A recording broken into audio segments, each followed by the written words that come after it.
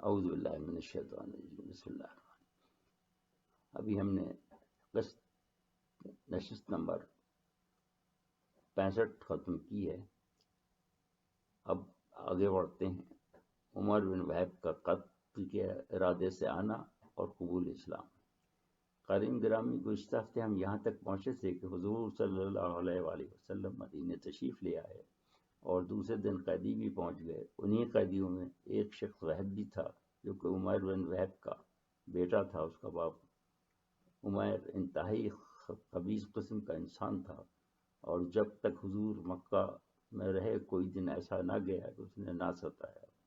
اس سے حضور کو طرح طرح سے ستانے میں ایک لطف آتا تھا۔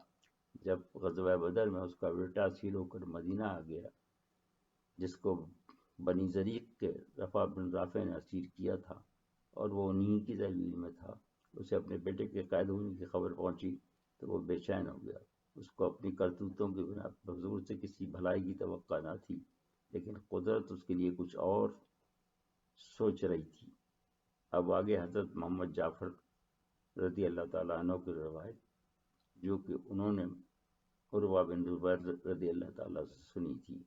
ابن حشام رحمۃ اللہ تعالیٰ کی زبانی سنی۔ وہ تعریف فرماتے ہیں کہ عمیر اس واقعے کے چند دن بعد حرم شریف کی طرف گیا تو وہاں صفوان بن امیہ کو مقام ہجر پر بیٹھے ہوئے پایا، تو وہ اس سے مخاطب ہو کر کہنے لگا کہ اے صفوان، گڑھے والوں کی مصیبت کے بعد اب جینے کا کوئی فائدہ نہیں ہے۔ صفوان نے کہا کہ واللہ تو نے سچ کہا ہے، ان لوگوں کے پاس زندگی میں کوئی بھلائی نہیں ہے۔ امیر کہنے لگا کہ سن، اگر میرے اوپر قرضہ نہ ہوتا اور میں عیادار نہ ہوتا اور میرے بعد تو ان کے تباہ ہو جانے کا خدشہ نہ ہوتا تو میں کچھ کرتا۔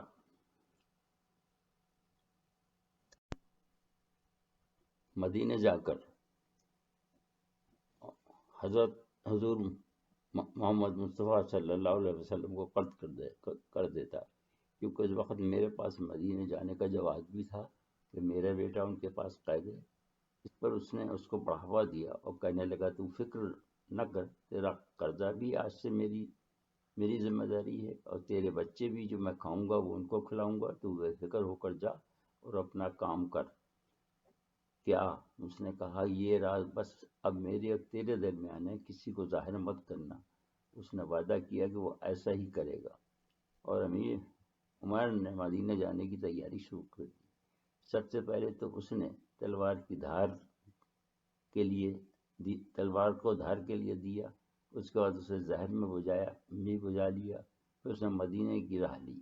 روانہ ہو کر جب وہ مسجد نبوی کے سامنے اونٹ کو بٹھا کر اتر رہا تھا تو سب سے پہلے اس پر حضرت عمر کی نظر پڑی۔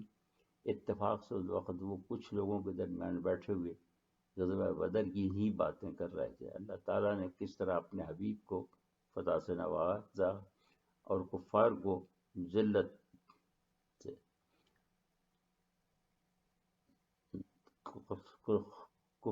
ذلت سے دشمن کی نامرادی دنیا کو اشکارا کر دی۔ اتنے میں یکایک ان کی نظر عمیر بن وہب پہ پڑی۔ جب اس نے اپنا اونٹ مسجد کے دروازے پر بٹھایا تو اس کے گلے میں تلوار مائل تھی۔ حضرت عمیر نے کہا واللہ یہ کتا اللہ کا دشمن کسی نیک ارادے سے نہیں آیا، یہ وہی شخص ہے جس نے ہمارے درمیان جنگ کی آگ بھڑکائی، یہی وہ شخص ہے جس نے بدر کے دن دشمنوں کو ہماری تعداد کا تخمینہ بتایا۔ پھر حضرت عمر رضی اللہ تعالیٰ عنہ رسول اللہ صلی اللہ علیہ وآلہ وسلم کے پاس تشریف لے گئے اور کہ یا رسول اللہ صلی اللہ علیہ وسلم، اللہ کا دشمن عمیر بن وہب تلوار مائل کیے ہوئے آیا ہے۔ فرمایا فادخلی علیہ، میرے پاس آنے دو۔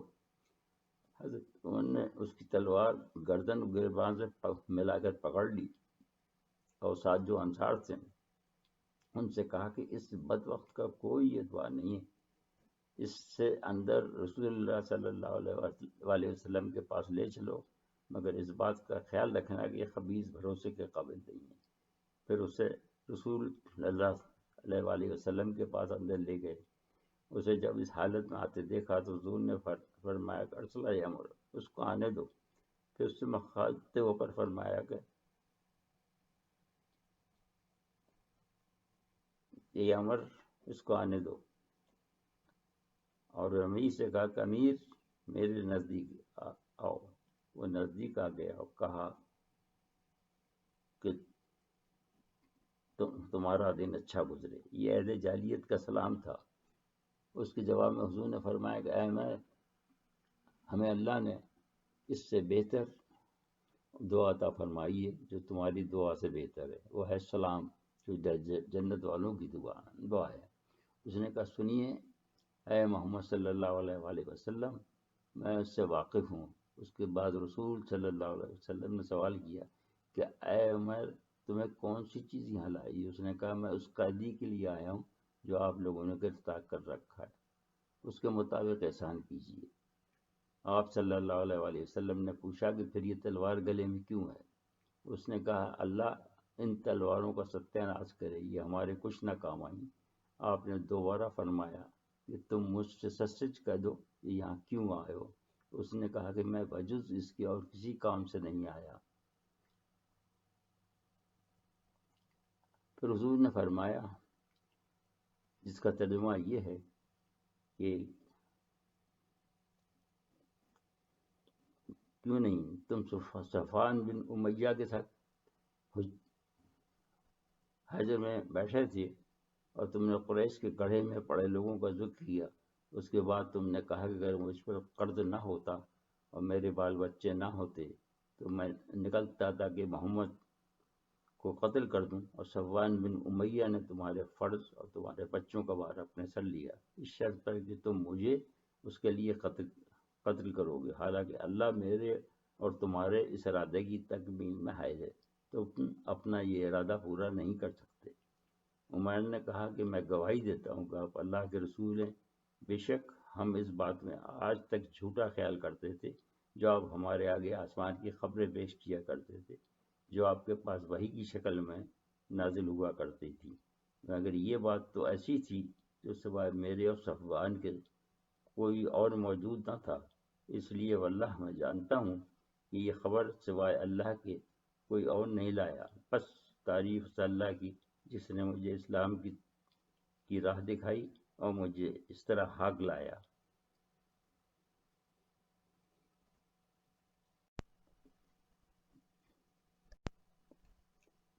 پھر باقاعدہ کلمہ پڑھا تو حضور نے صحابہ کرام نے فرمایا کہ اپنے بھائی کو تعلیم دو اور انہیں قرآن پڑھاؤ اور ان کی خاطر سے ان کے قیدی رہا کر دو۔ جو شخص زندگی سے مایوس تھا، اللہ کی اور نبی صلی اللہ علیہ وسلم کی رحمت سے مایوس تھا، اس کا دامن اللہ تعالیٰ نے خوشیوں سے بھر دیا۔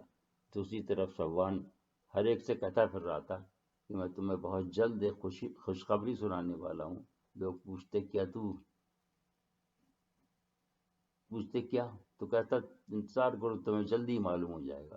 لیکن قدرت اس پہ ہنس رہی تھی۔ کچھ عرصے کے بعد جب انہوں نے خود کو تعلیم اسلام سے آراستہ کر لیا تو ایک روز کہنے لگے حضور پہلے میں اللہ کا نور بجھانے میں کوشاں تھا، اور جو لوگ اللہ جل شانہ کے دین پر کاربند تھے ان کے لیے بہت سخت تھا، اب میں ان کا مداوع کرنا چاہتا ہوں۔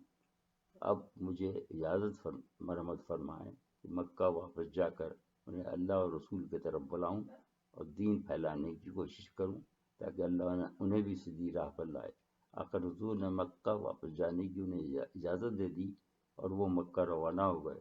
ادھر صفوان خوشخبری کے انتظار میں مدینے سے آنے والے راستے میں بیٹھا رہتا، اور جو قافلہ ادھر سے گزرتا اپنی مطلوبہ خبر سننے کے لیے بےتاب رہتا۔ آخر ایک دن اس کی مراد برائی اور ایک مسافر مدینے سے سیدھا آ رہا تھا اسے مل گیا، اور اس نے اس سے بڑے اشتیاق سے پوچھا کہ کوئی نئی خبر بھی ہے تیرے پاس؟